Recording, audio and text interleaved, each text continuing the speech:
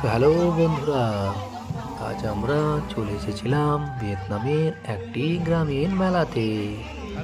আমার বন্ধু নবীন জানালো তাদের গ্রামে একটি মেলা বসেছে, তাই আমি দেখার জন্য তাকে সঙ্গে নিয়ে সেখানে চলে এলাম।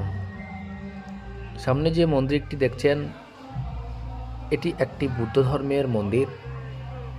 তাদের ধর্মের একটি অনুষ্ঠানকে কেন্দ্র করে এখানে এই মেলাটি বসেছে। ঠিক আমাদের দেশে পুজোতে এবং ঈদের সময় যেমন মেলা বসে থাকে, ঠিক তেমনই একটি মেলা। এখানে বিভিন্ন খাবারের দোকান, বিভিন্ন খেলনার দোকান বসেছে, ঠিক আমাদের গ্রামে যেমনভাবে বসে থাকে।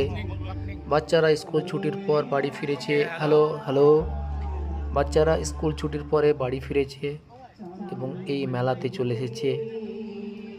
এখানে বিভিন্ন রকমের খাবার পাওয়া যাচ্ছে, তারা খাবার কিনছে, খাবার খাচ্ছে, পুকুরের উপরে বোট চালাচ্ছে এবং বিভিন্ন খেলনা রয়েছে, বিভিন্ন ধরনের পুতুল, হ্যালো হ্যালো এবং বিভিন্ন খেলনার সামগ্রী এখানে পেয়ে যাবেন।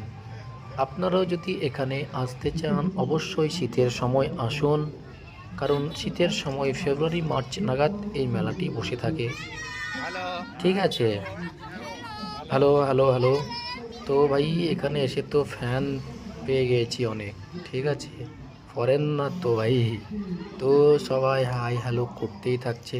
দেখুন এদিকটা পুতুলের দোকান, কত খেলনার দোকান দেখছেন।